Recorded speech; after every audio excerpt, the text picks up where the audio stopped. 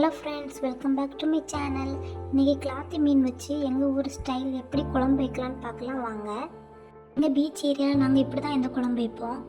அதுக்கு முதல்ல ஒரு கைப்பிடி அளவு தேங்காய், 1.5 ஸ்பூன் மிளகாத்தூள், 1 ஸ்பூன் மல்லித்தூள், பெரிய லெமன் சைஸ் அளவு புளி, அப்புறம் 10 சின்ன உள்ளி, உப்பு, மஞ்சள் தூள். இப்போ இதெல்லாம் ஒரு மிக்சி ஜாரில் போட்டு ரொம்ப சாஃப்டாக அரைச்சி எடுத்துக்கலாம். எங்கள் ஏரியாவில் தனியாத்தூளை நாங்கள் மல்லித்தூள் தான் சொல்லுவோம். நாங்கள் இந்த ஃபிஷ் குழம்புக்கு மட்டும் தனியாக மல்லித்தூள் வறுத்து அரைச்சி எடுத்துப்போம். நீங்கள் இதில் பார்த்தாலே உங்களுக்கு டிஃப்ரெண்ட் தெரியும். இந்த வறுத்து அரைச்ச மல்லிக்கும் இந்த வறுக்காத மல்லிக்கும் எவ்வளோ கலர் டிஃப்ரெண்ட் இருக்குன்னு நீங்களே பார்ப்பீங்க. இந்த மல்லித்தூள் வச்சு மீன் குழம்பு பண்ணால் அவ்வளோ டேஸ்ட்டாக இருக்கும். இந்த மல்லித்தூள் நாங்கள் மீன் குழம்புக்கு மட்டும்தான் யூஸ் பண்ணுவோம். இந்த மல்லித்தூள் எப்படி வறுத்து அரைக்கணும்னு நான் உங்களுக்கு நெக்ஸ்ட் வீடியோவில் அப்லோட் பண்ணுறேன். இந்த கிளாத்தி மீன் குழம்பு மட்டும்தான் இந்த மாடலில் வைப்போம். ஐல மீன், சாலை மீன் அதுக்கெல்லாம் வேறு மாடலில் வைப்போம். நான் அடுத்தடுத்து அந்த வீடியோலாம் அப்லோட் பண்ணுறேன். அவ்வளோதான். இதில் கொஞ்சம் தண்ணி ஊற்றி இதை நம்ம ஃபைன் பேஸ்ட்டாக அரைச்சி எடுத்துக்கலாம்.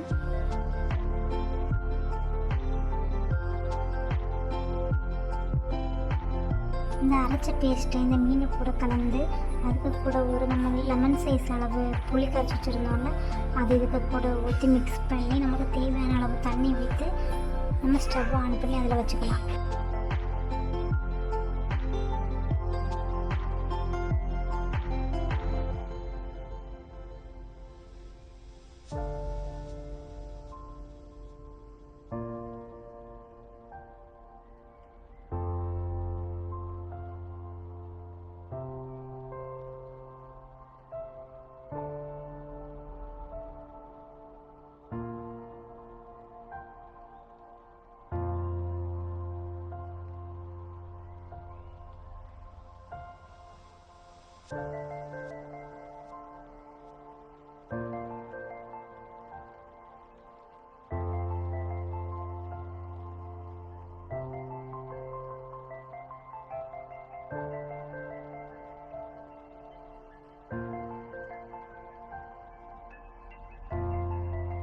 குழம்பு இந்த மாதிரி கொதி வந்தப்புறம் மூடி போட்டிருக்க வேண்டாம்.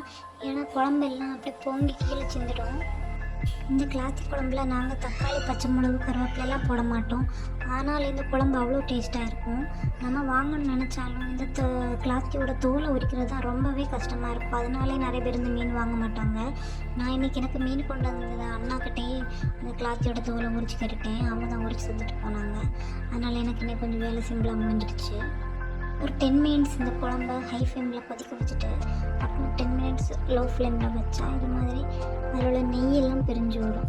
நெய்யெல்லாம் பிரிஞ்சதுக்கப்புறம் 10 மினிட்ஸ் கழிஞ்சப்பறம் கேஸ் ஆஃப் பண்ணிவிட்டு சர்வ் பண்ண வேண்டியதுதான். அவ்வளோ டேஸ்ட்டாக இருக்கும் இந்த குழம்பு. நீங்கள் ட்ரை பண்ணி பாருங்கள்.